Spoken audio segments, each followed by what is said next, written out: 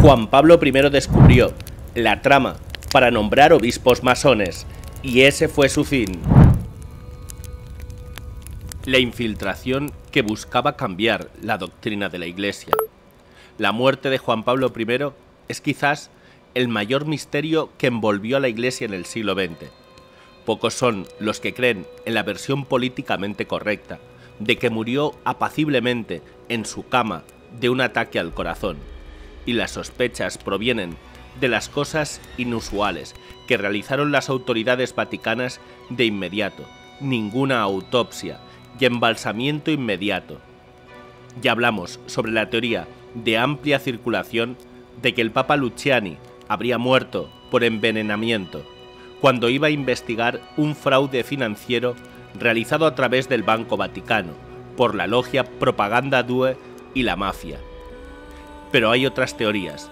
Aquí hablaremos sobre otras de las grandes teorías: que murió cuando iba a parar el nombramiento de obispos progresistas dentro de la Iglesia, que venía realizando una red de masones que habían llegado a altos puestos del Vaticano.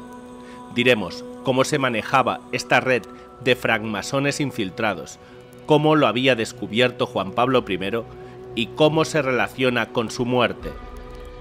Et benedictio Dei omnipotentis, Patris, et Filii, et Spiritus Sancti, descendat super vos et maneat semper. Cuando el 4 de septiembre de 2022 se beatificó a Juan Pablo I, se cerró el círculo de conducir a los altares a todos los papas posteriores al Concilio Vaticano II. El milagro atribuido a Juan Pablo I, que hizo posible su beatificación, es la curación de una niña argentina, Candela Giarda, a quien a los 11 años, en julio de 2011, le diagnosticaron una enfermedad maligna, sin expectativas de vida, al punto que los médicos dijeron que no pasaría de esa noche. El sacerdote de la parroquia a la que pertenecía el hospital propuso rezarle a Juan Pablo I, del que era devoto, por la curación de la niña. La recuperación comenzó al día siguiente, y fue larga, duró 3 años, pero al final salió bien. Albino Luciani tenía 65 años cuando fue elegido papa el 26 de agosto de 1978, tomando el nombre de Juan Pablo I. Fue el primer papa nacido en el siglo XX. Gozaba de buena salud en general en ese momento, aunque había tenido problemas cardíacos unos años antes y estaba tomando medicamentos para el corazón. Y falleció 33 días después, constituyéndose en el papa que la Virgen en Garabandal no contaba por su corto pontificado en la profecía de los papas.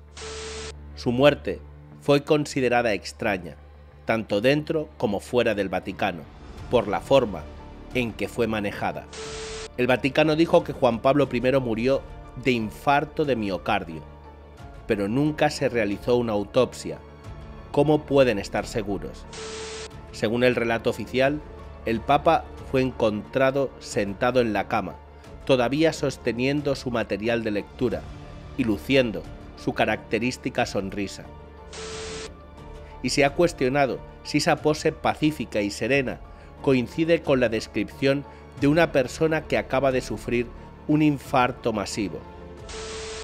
El cuerpo de Juan Pablo I fue embalsamado inmediatamente después de ser descubierto, en una desviación tanto del protocolo del Vaticano como de la ley italiana, lo que generó sospechas de que los funcionarios estuvieran tratando de ocultar posibles pruebas de envenenamiento en la sangre, por ejemplo. Sin embargo, hay científicos que dicen que el embalsamamiento temprano probablemente no habría sido suficiente para evitar la detección de veneno en la sangre, por lo que aún puede hacerse una autopsia, ya que el cuerpo debe estar en buenas condiciones, aunque la probabilidad de que se realice es más bien escasa. Hay una fuerte tendencia a pensar que la muerte de Juan Pablo I fue provocada de alguna manera, y hay varias teorías al respecto. Algunos autores han señalado a la CIA especulando que el gobierno de los Estados Unidos estaba ansioso por tener un papa más alineado con los intereses de la política exterior de los Estados Unidos. Grupos tradicionalistas han manejado la teoría de que Juan Pablo I se estaba preparando para restaurar la misa tradicional en latín como norma para la Iglesia católica, y esto no era aceptable para los modernistas. Pero las teorías más difundidas señalan a la mafia en conjunción con la masonería o a la masonería eclesiástica. La teoría es que varios funcionarios de alto nivel de la Iglesia estuvieron involucrados en un fraude financiero con el Banco Vaticano, y Juan Pablo I estaba a punto de ordenar una investigación que podría haber expuesto el escándalo que involucraba a la logia Propaganda Due y a mafiosos italo-estadounidenses.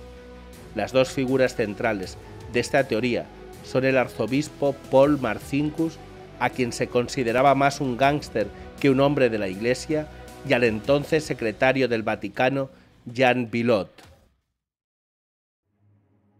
Y luego está la teoría de que la misma masonería eclesiástica fue responsable de la muerte del Papa Luciani, en una lucha por cambiar la doctrina de la Iglesia, como lo ha dicho el padre Charles Moore en un libro titulado Homicidio en el grado 33.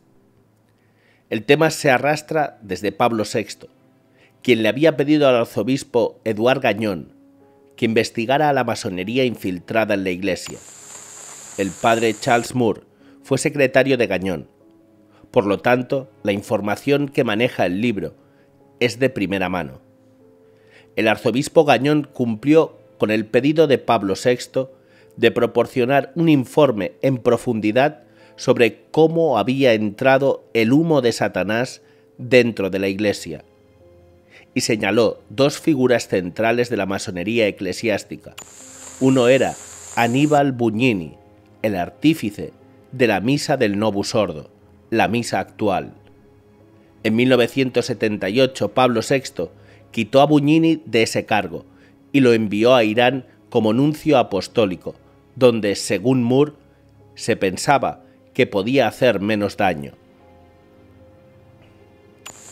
Pero Gagnon quedó abatido cuando el anciano y enfermo Papa Montini dejó en claro que pasaría la investigación de Gagnon al próximo Papa sobre la otra gran figura de la masonería eclesiástica, el cardenal Sebastiano Baggio, prefecto de la Congregación para los Obispos, el dicasterio que maneja la selección de nuevos obispos. En sus 12 años al frente del nombramiento de los obispos, Baggio impuso una edad de jubilación de 75 años al episcopado, lo que le permitió nombrar obispos de tendencia liberal en todo el mundo con mayor rapidez. El padre Moore sostiene que fue Baggio quien nombró a la gran cantidad de prelados progresistas que posibilitaron los destrozos doctrinales que se han visto en las últimas décadas en la Iglesia. Baggio, sostiene Charles Moore, no era simplemente un progresista o modernista, sino un francmasón, quien elegía exclusivamente obispos liberales, y cualquier obispo o arzobispo ortodoxo que logró ser nombrado durante esos años ocurrió solo debido a los esfuerzos dramáticos de los miembros ortodoxos de la curia romana para convencer al papa de turno, lo que enfurecía a Baggio. Según Moore, la pertenencia de Baggio y Bugnini a la masonería fue confirmada por documentación verificada como auténtica por agentes especiales de la Interpol. En el inicio del nuevo pontificado, el arzobispo Gagnon se reunió con Juan Pablo I el 25 de septiembre de 1978 y hablaron sobre la remoción de Baggio. Y 3 días después, el 28 de septiembre de 1978, el mismo día de su muerte, Juan Pablo I citó a Baggio a su oficina de noche. La hora del día y la ausencia de otros en la reunión eran inusuales. Baggio entró en los aposentos papales después de las 8 de la noche y fue la última persona en hablar con el Papa. Siguiendo el consejo del cardenal Benelli, el Papa Juan Pablo I le iba a comunicar a Baggio que lo cesaba de la Congregación para los Obispos. Nadie más que el Papa y Baggio pueden testificar lo que pasó, mientras 2 guardias suizos custodiaban afuera de la puerta. La reunión duró alrededor de 1 hora. El único testimonio sobre esa reunión papal llegó unos días después, por uno de los guardias suizos de turno, quien dijo que se sentía la voz enojada de Baggio gritando a través de la puerta, lo que sugiere una confrontación acalorada con el pontífice, y que Baggio se fue furioso después de esa hora. El padre Moore especula que la confrontación entre el Papa y el cardenal de alto rango, miembro tanto de la Curia romana como de la logia masónica, muy bien pudo haber sido lo que causó un ataque al corazón al Papa solo unas horas después. Juan Pablo I fue encontrado muerto a la mañana siguiente a las 4:45 de la mañana. El Papa Luciani no pudo documentar la expulsión del cargo del cardenal Baggio debido a su muerte, con lo cual continuó con Juan Pablo II, quien poco después puso al exnombrador de obispos a cargo de la impresión y distribución de sellos, postales de la Ciudad del Vaticano, en una clara degradación, aunque el daño ya estaba hecho. Según el padre Moore, Baggio vivió hasta 1993 con el Papa Juan Pablo II, observando cada uno de sus movimientos.